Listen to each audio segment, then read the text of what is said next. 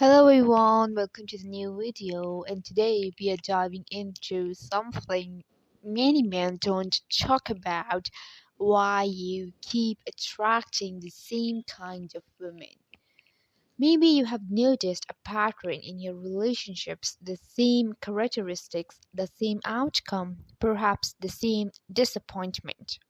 In this video, we are going to explore what's really going on beneath the surface, why you are stuck in the loop, and most importantly, how you can break free and start attracting a different kind of women once aligned with what you truly want. So if you're ready to change your pattern, hit like, subscribe if you haven't yet, and share this with a friend who has been in the same boat. So let's begin. So first recognize the pattern. Okay, you are not imagining things, and research shows that people often gravitate towards the same type of pattern again and again. Think back to your past relationships or the past women you have been drawn to. Ask yourself, what traits did they share? How did the relationship begin? And how did it end it? Did you see the same emotional triggers, the same unresolved issues, the same unmet needs? Maybe you choose women who were emotionally distant or exciting at first but inconsistent. Or perhaps you found yourself with partners who mirrored a dynamic from your past. Even if you consciously wanted something different, this isn't coincidence. There are genuine psychological mechanisms at play, and recognizing them is the first step. It's generally said that if you like someone, maybe you have met someone before, you like that person, and the person may has the same qualities, appearance, hair, eyes, the way she walks, the way she looks, the way she speaks. This thing might be similar. She might be dressed up like her. So you start liking her. Okay. Now, why it happens in familiarity in similarity? Okay, A is the first major reason of familiarity in similarity. We are drawn to what's familiar even if it doesn't serve us. Attracting the same kind of partner isn't coincidence. It often stems from deeper emotional frameworks shaped during childhood or early life experiences. You might have seen someone, those you both have might have, same kind of stories, or your similarity index is high. Okay, or during your childhood your certain frameworks are shaped. I need, a girl like this, and she must have certain sort of traits or characteristics. You might like your mother, so if she looks like she has certain traits like her, or your in your upbringing or in your family, if it's like, they like certain sort of, they tell you like this is a good one, this is a, that not, you know so you would go towards, you might be looking this thing, that those things that you have told in the childhood in that lady. Okay, and the research on similarity attraction effects shows we tend to like people who share things in common with us, often values, interests, worldview. For instance, you might, if you are looking in, if you look at, like in the western world, so in US and UK, you might be in New York, and you might, met someone, and you both have lived in UK together, and you both were not aware of that, and you met with that girl, and you were like, oh, we have this sort of similarity, so this is something, this initiates some sort of bonding within you. Okay, So you might ask, why would I be drawn to someone who doesn't end well? Because subconsciously you are drawn to the emotional pattern, and the pattern your psyche recognizes. For example, if growing up you had relationships where you had to chase affection, you may end up in adult relationships where you have to chase again.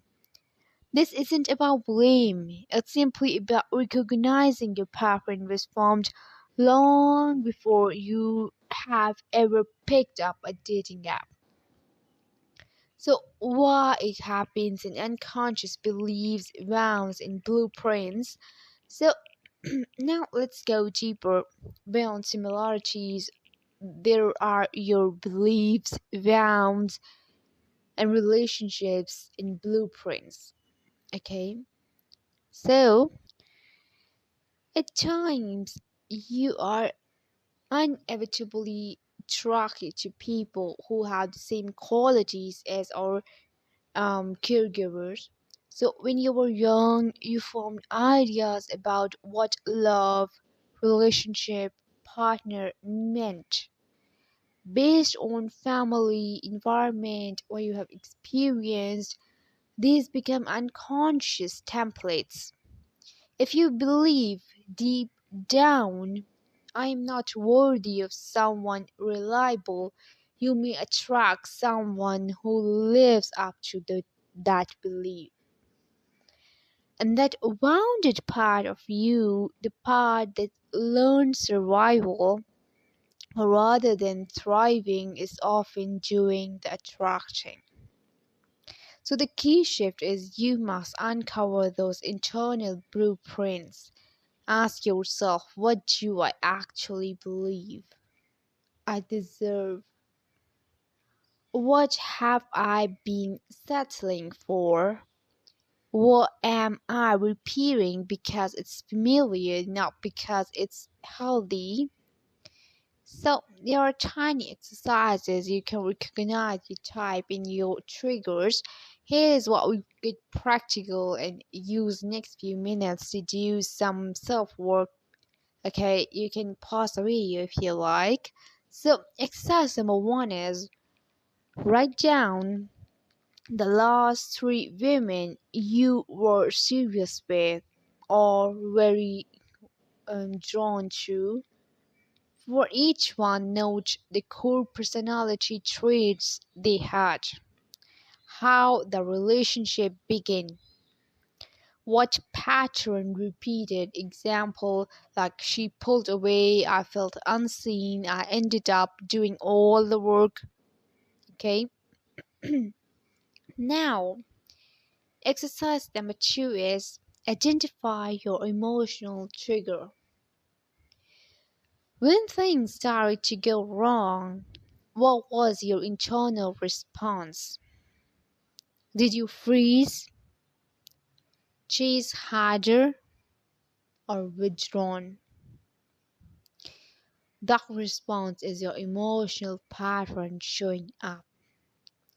Now, exercise number three, define clearly what you don't want. Write one line. I will not. And for example, I will not stay in a relationship where I feel invisible. These steps bring awareness, and awareness plus action is equals to change. Okay, so for instance, if you were in a narcissistic relationship, or still you are attracted towards those women who are narcissistic, so always know that they are highly controlling. Okay, so if you are really empathetic, but your personality traits aren't matching, so you guys can't get along. Okay, you guys will be having uh, relationship issues. Okay, and if you have a partner who is highly supportive, who is providing emotional support, so definitely you'll be highly attracted towards that person if emotional support is highly needed there. Now I would like to share the hidden roles of attachment styles. Now let's explore something many don't fully understand, that is the attachment style. The way you connect, trust, pull away, or cling. These are deeply rooted in your early relationship with caregivers and their echo into your adult love life. So here are some basic styles: secure, anxious, occupied, avoidant, dismissive, and fearful, avoidant. So if you are anxiously attached, you crave closeness, but you fear it disappearing. So if you're avoidant, you may value independence so much that emotional intimacy gets hard. If you're fearful, avoidant, you are caught between craving connection yet being afraid of it. Now reflect for a moment. In your past relationships, which pattern kept showing up? Did you feel you had to earn love? Did you pull away when things got real? Did you feel like you were always on the verge of being let down? Understanding your attachment style isn't about blaming yourself. It's about seeing how you have shown up so that you can choose to show up differently. So, in practical terms, when you meet someone new, ask yourself which part of me is responding: the secure, the wanting, the wounded, or the fearful. Okay, when you can identify that, you can pause, take a breath, and respond differently. Okay, now recognizing your triggers and emotional responses. Now we've moved from internal blueprint to the live feed, your triggers. So these are the emotional responses you have that chip into your old pattern. For example, when someone cancels a date, do you reassure yourself and ask what happened, or feel a rush of abandonment? Assume you are being rejected and pull back? That reaction is a trigger. And research shows that our brain repeats the same relational patterns because the brain prefers familiarity even if it's painful. So now I would like to share a mini exercise for your next 60 seconds. You can close your eyes and recall a relationship that followed the same pattern. Notice the moment when things shifted: a word, a look, a behavior, and what physical sensation accompanied it: digest, stomach leap, the urge to respond. That bodily reaction is your signal. Your old pattern is activating. So the next time you feel that surge of something old, you can ask yourself, is this real new relationship dynamic? Or am I stepping into my past? That difference is huge. Okay? So now changing the map and how to attract different kind of women. Now let's strategize.